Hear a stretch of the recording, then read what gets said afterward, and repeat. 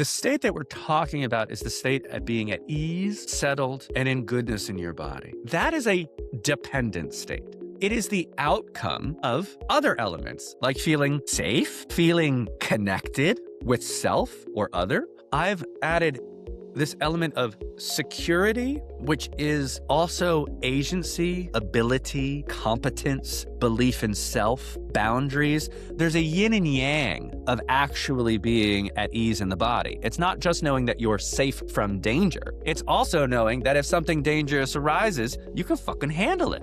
You can handle life. So any way that we are noticing when we're doing old patterns and errors, realizing it, interrupting it, and updating it towards the direction of safety and security. Safe from danger, but also the capacity to handle danger. In mind and body, in a felt sense, that's the game. Hey there, and welcome to the Heal with Grace podcast. I'm your host, Grace Secker, and I'm a holistic licensed therapist and nervous system coach who believes that the chronic and often unseen symptoms you're living with are a sign of something deeper going on, a sign that your nervous system needs attention. In each episode, I'll share the science behind the most common chronic health disorders, plus holistic tips using mental, physical, and spiritual practices. You'll hear what I've learned in my journey and the true stories from our trusted guests, so you can feel less alone in your experience and give yourself grace no matter what you're going through. So without further ado, settle in and get cozy. It's time to heal with grace. Karden,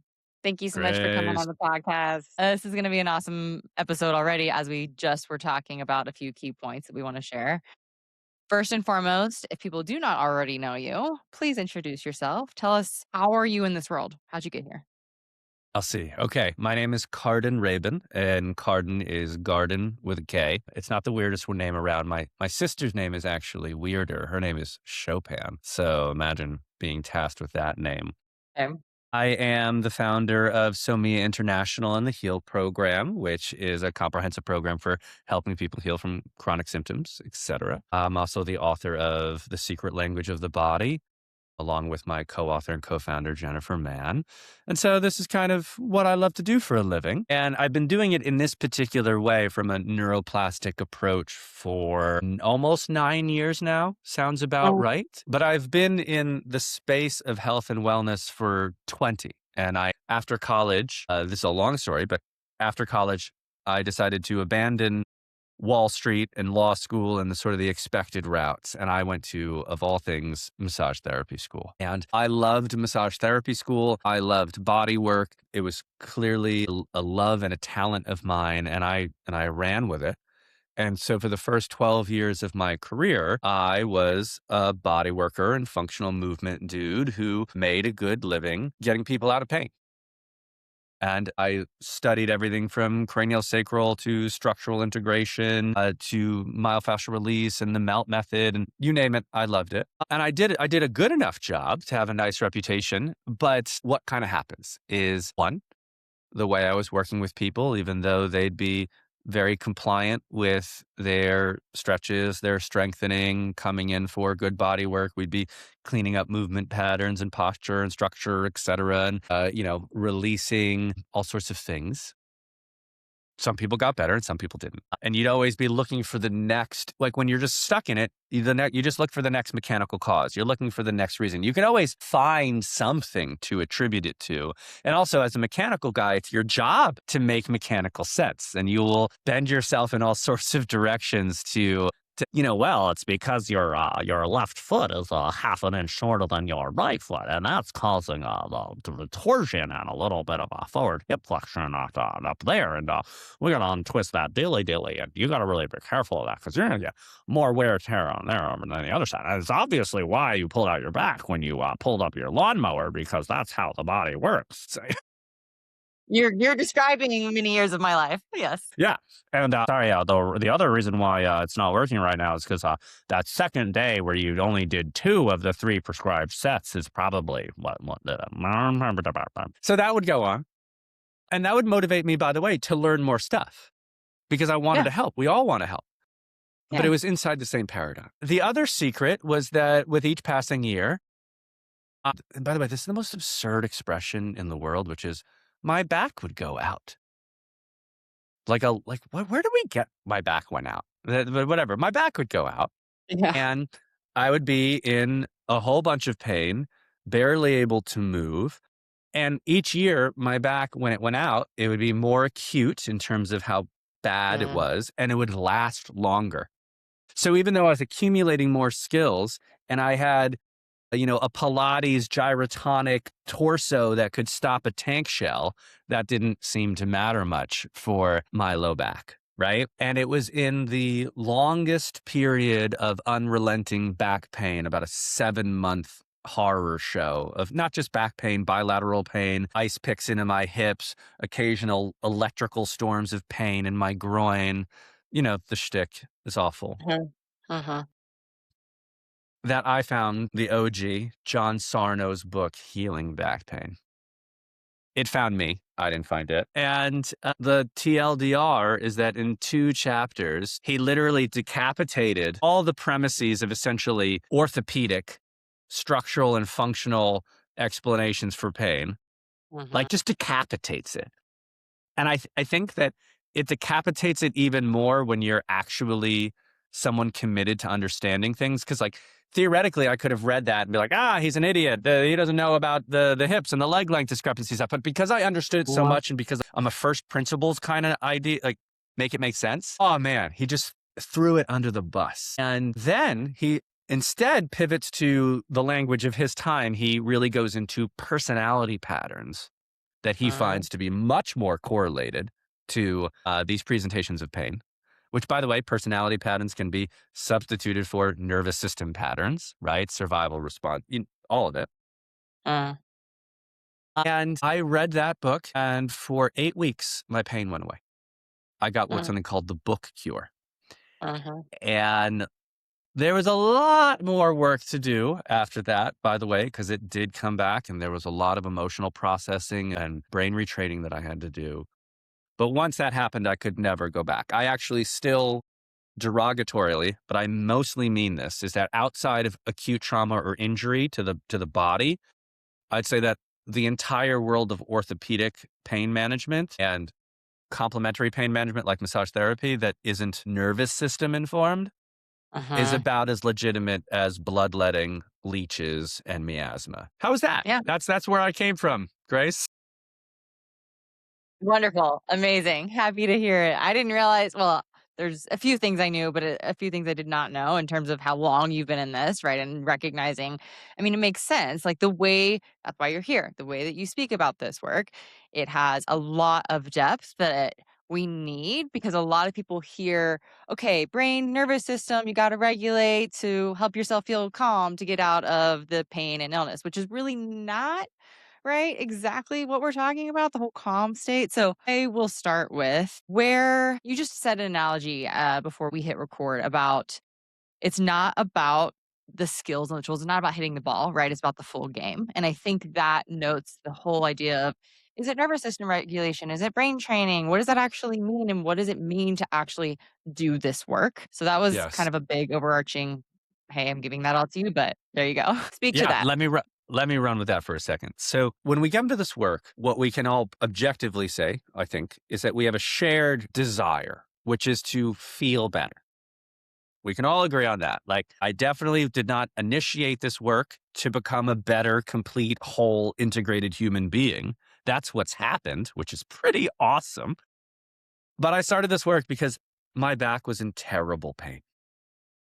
My back was in terrible. And much of the heart of this work, the nature of the game, when you really get it, is that because of past stress, trauma, adaptations, coping patterns, etc. Two, whether they were real or whether they were like legitimately life-threatening or not, doesn't matter. The perception of the human being was that they were in danger. They activated protective mechanisms, whether those be emotional repression, hypervigilance, people pleasing, completely avoiding their own inner experience, pushing, pushing, pushing, type A behavior. Every single one of these things is a protective pattern, a protective mode, an adaptive strategy that is predicated on the idea that you are in danger in some way, shape, or form. Usually these adaptive strategies were invented in the past, and now they are running largely out of what we'll call them loops, but it's like habit momentum, habit momentum, habit momentum. They are just running, and they are usually in the present no longer adapt. They are no longer accurate.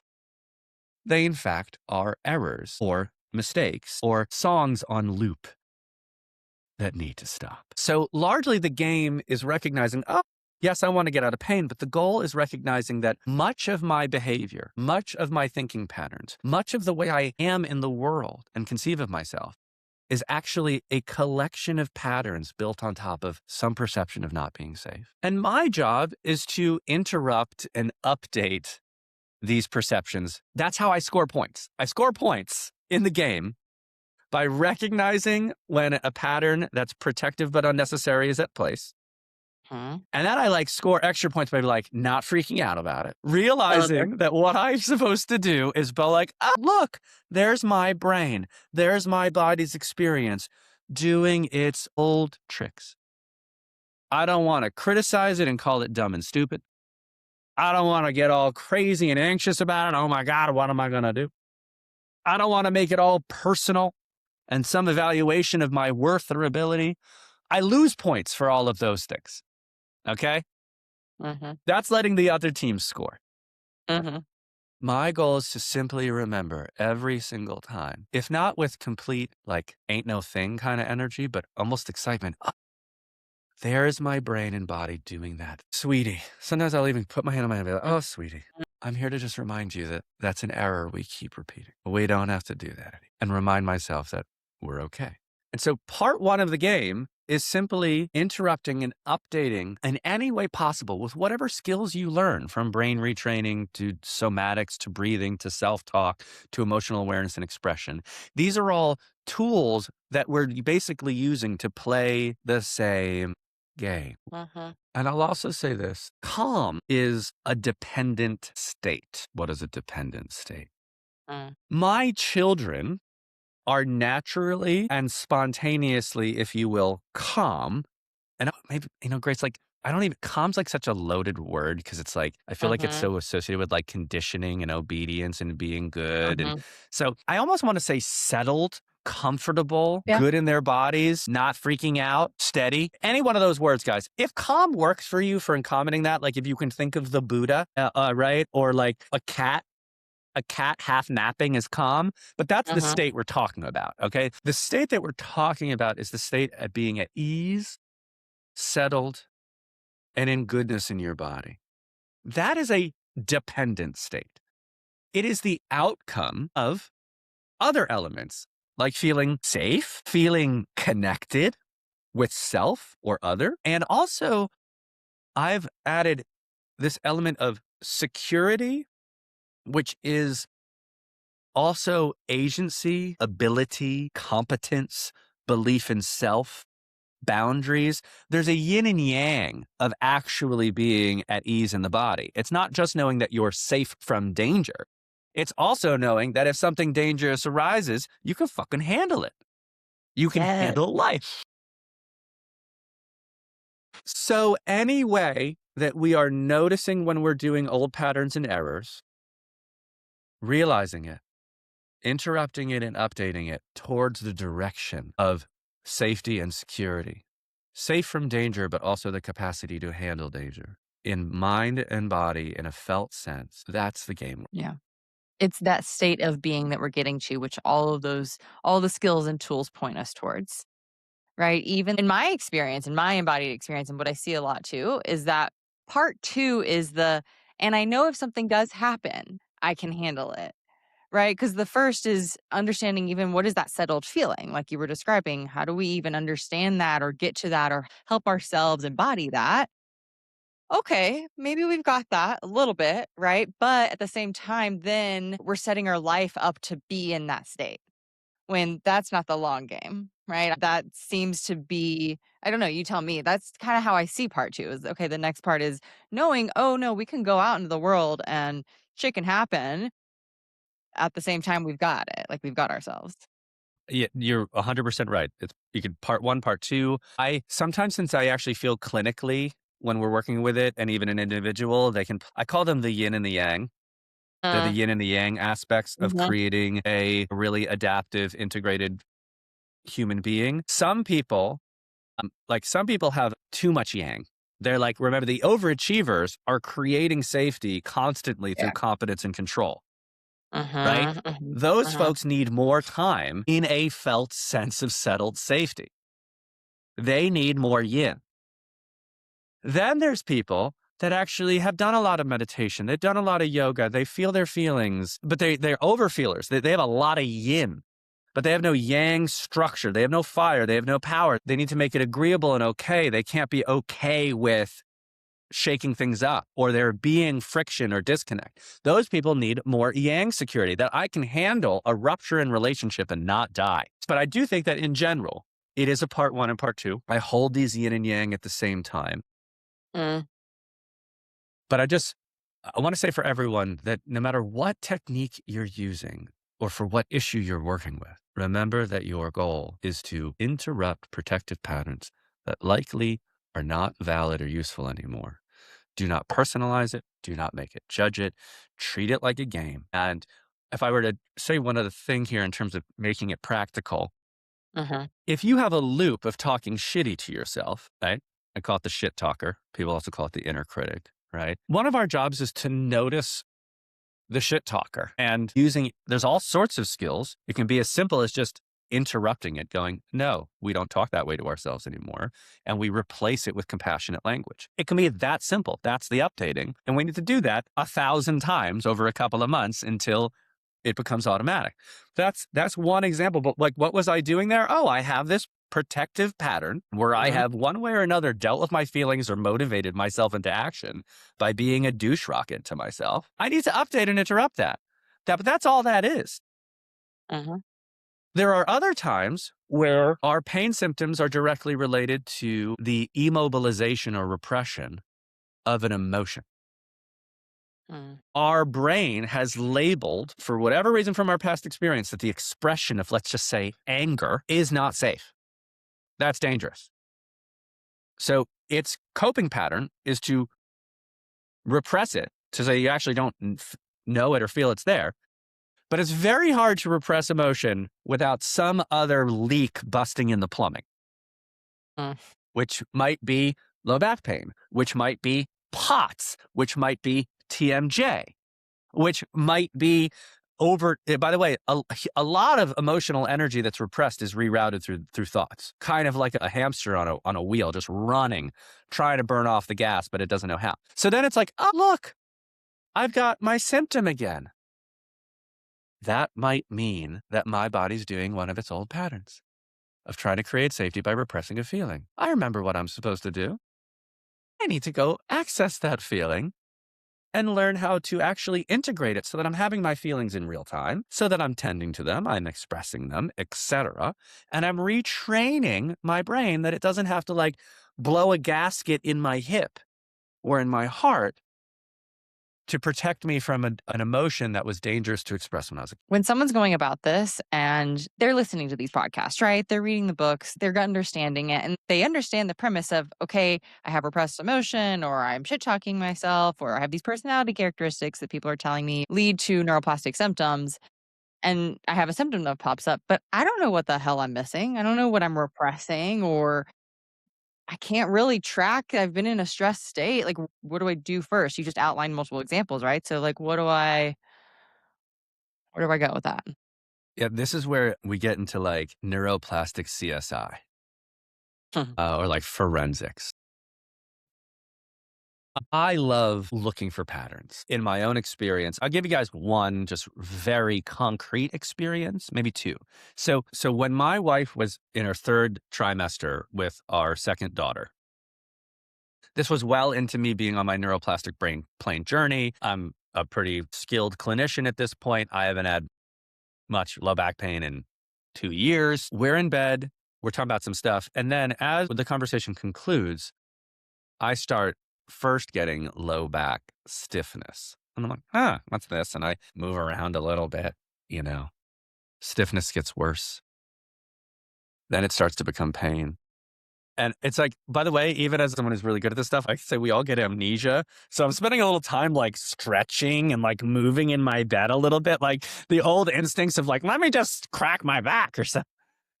So Yep. it's all still there, right? At the go-to. But then after about, 3 to 4 minutes of that, my amnesia goes away. I'm like, wait a second, wait, I know what I do for a living and I know what my body does. Something initiated this pain, this tension and pain out of nowhere. And so what I did is with half my attention on my low back, on my body and my pain, the other half of my attention rewound the tape of the conversation with my wife. And since we had been talking about the home birth setup, I had a fraction of a second thought about what happens if there is an emergency and Jillian dies. It happened for a fraction of a second. So fast that I basically repressed and glossed right over it. But my autonomic nervous system did it.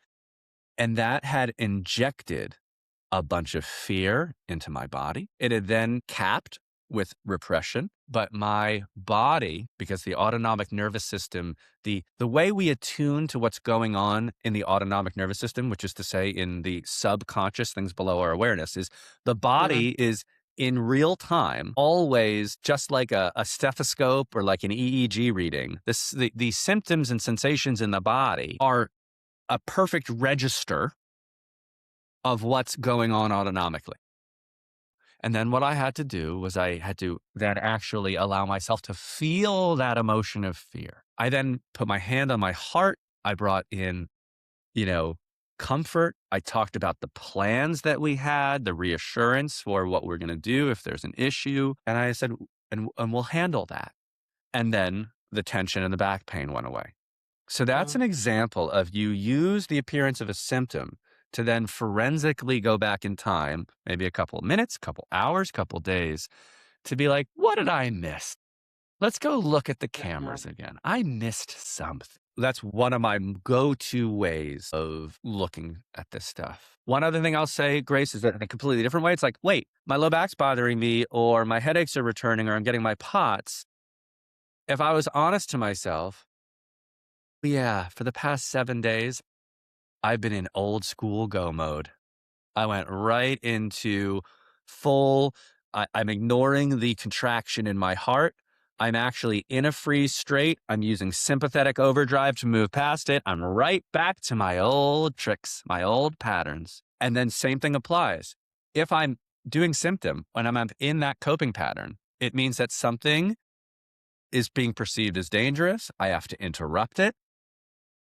I have to update. I've been in this work for about 12 years. My first introduction was 12 years ago for all over pain. And that's when I found the Mind Body Prescription book by Sarno and did a lot of healing, was great within like 6 months, and kind of moved on with life. I didn't really think about this work. I didn't do anything with it. I didn't even professionally do much with it until a little bit later, 5-ish years down the road. All other kinds of things happen: fatigue, histamine, migraines, food stuff, all that other set of symptoms.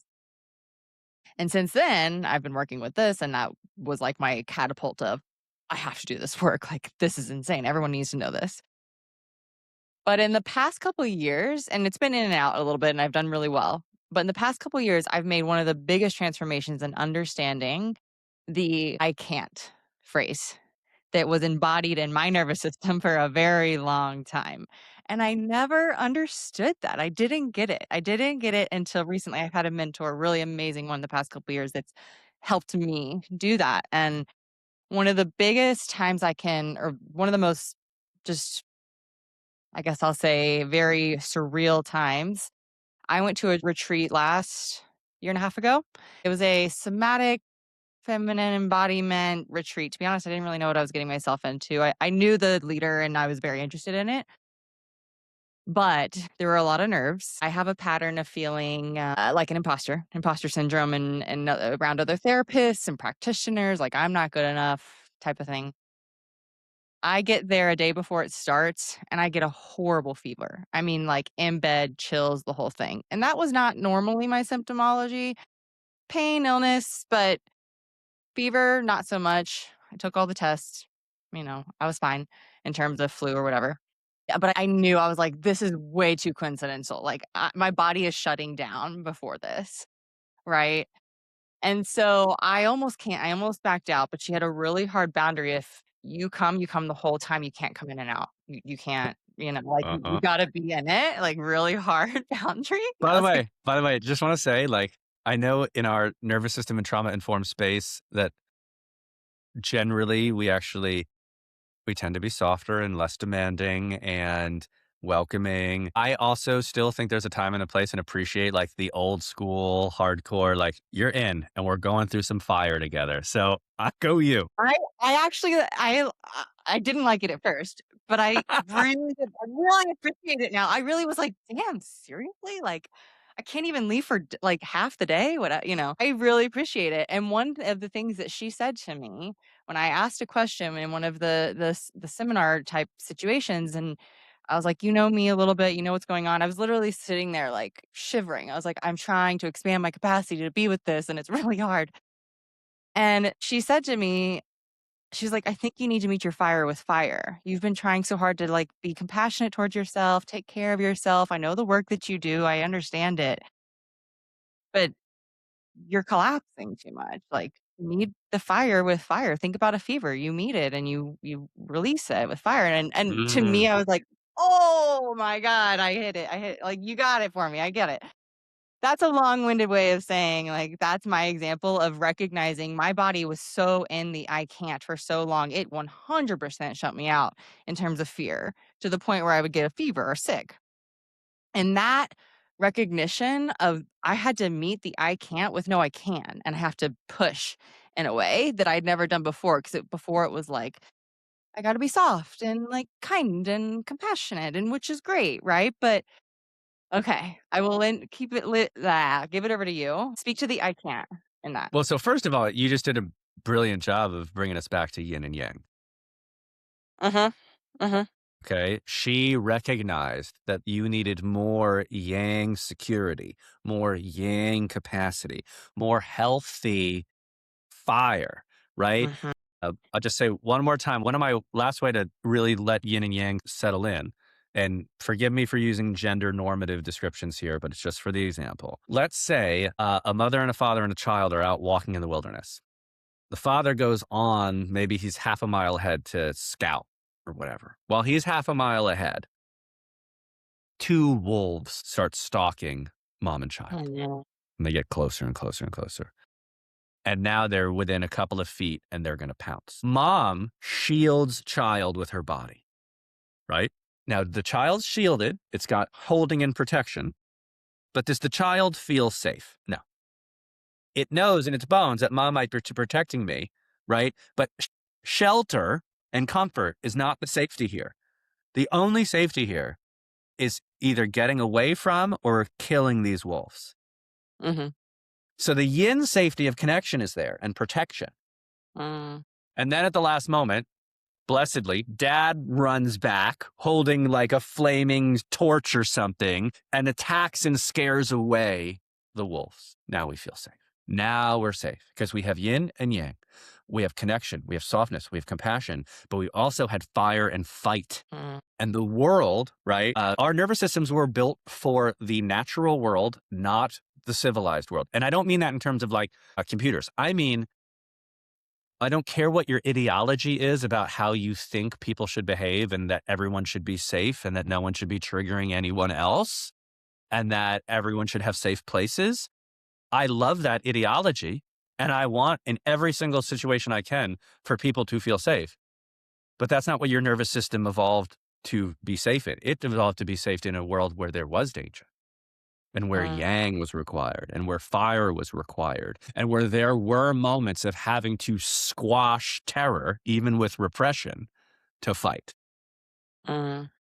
So now to come full circle to I can't versus I can. Yeah. I want you to know that most type A overachievers and perfectionists and highly competent people hold as a core belief that they can't. So at the beginning of every action that they dominate, it begins with a actual freeze response or shutdown. And then they over apply fire. They over apply sympathetic. They over apply push to move past the first primordial deep, terrible I can't. The true transformation to I can is when you dissolve the I can't, meaning your teacher in that moment, instead of having you, like, in a sense, we could use the word, push isn't the right word. She gave you a push, Mhm. right? Mhm. And then the act of taking that step past the I can't with support, with leadership, with integrity, with love, with belief in you, not grace, you have to, or you suck and you're not going to get our affection. Mhm. Okay. Or Mhm. not grace had to, as a young child while feeling broken and I can't, had to repress it and get up. One could say you didn't get pushed, you got called forth. And the call forth was not a push past I can't with force. It was a actual dissolving of the I can't and an embracing of the I. To take this to guys, to make this sound less esoteric, I had to work on writing a curriculum to bring a version of this work to C-suite leaders, corporate leaders in the human services and nonprofit space. When I sit down to look at the curriculum, which is a form of work, form of homework, form of the kind of stuff that since I was in middle school felt like I couldn't do because I wasn't smart and I was unsupported. And the internal experience was freeze that I then overdrove with basically anxiety and pressure. That still happens today when I look at a project. When I'm not doing the work, I just get a double espresso and crush it, right? That's a total push tactic. That's a total sympathetic overdrive of my initial immobilization. I can't respond. Mhm. But when I'm doing the work and I feel that restriction, I feel the desire to grab caffeine to crush the thing, I stop. I take a moment to feel. I notice the legacy of the I can't and the freeze to respond in my chest. Put my hand on it. I breathe. I don't know if you use resourcing in your work, Grace, but I resource the reality and the truth of my intelligence, of my talent, of my natural gifts. I think about my daughter and the complete lack of inhibition that she needs to summon no pushing at all to do like 3 cartwheels and a backflip. It's just she knows she can. It's this natural expression of energy. There's no push, right? I summoned that experience again. The freeze response in the heart goes away, and the drawing into the work without having to push into the work happens. Mhm. That's an I can. And then lastly, to full circle to you, where if the only option has always been yin, it's always been compassion and grace, it's okay. It's okay to not do the thing that's slightly outside your limits. It's not okay to do Mhm. the hard thing. You don't have to reach that point. It is a balance of yin and yang, and we can over yin. So it's fine line here, Grace. I don't want to go back into push culture, hustle culture. I don't want to say that like people aren't worthy if they're not hitting certain edges. But the absolute truth is that the development of an integrated, competent whole nervous system requires being well held, well supported, well resourced, beautifully seen, and then called to your edge. And that's actual expansion. Safety is just stabilization. Mhm. That yes, everything right there, the yin and the yang of resourcing safety plus expansion, I think is just it is the beautiful part of this work. It is the expansion, I think, in our lifetime, in our body when we do this, right? And I've worked on my delivery of how to explain that I can't to clients because sometimes they're like, "What do you mean I can't?" And it's that yeah, I mean, I can fully track back to recognizing that I was never really supported in expanding myself. So there was oftentimes a hard time in school where I was having a really difficult time and they didn't really know what to do. So it was just like, okay, well, then do something different. Right. I never really learned how to work through that. So my Yep. body learned to just, To just not, right? Well, either to "Mm," back off or to push, right? It was either avoid completely or or hammer. yeah, exactly. And that is the nuance, that push. We're not, yeah, saying like just push through and do it, right? No, no, it's very different.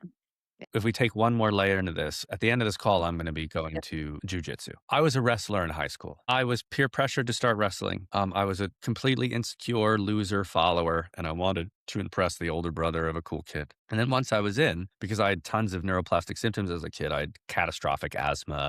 I was not athletic. My diet was terrible.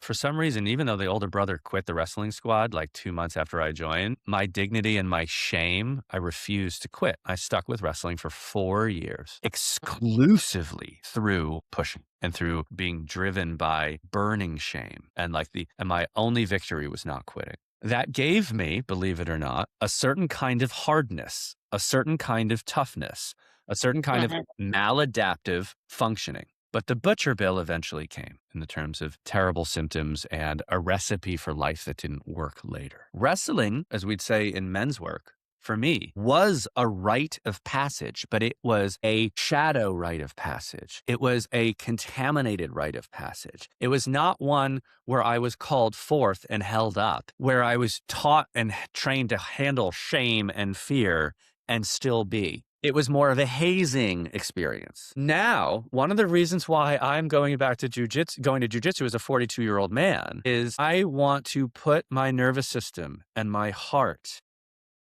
and my younger self back into that same place. Because as a kid, I loved wrestling. I loved being physical.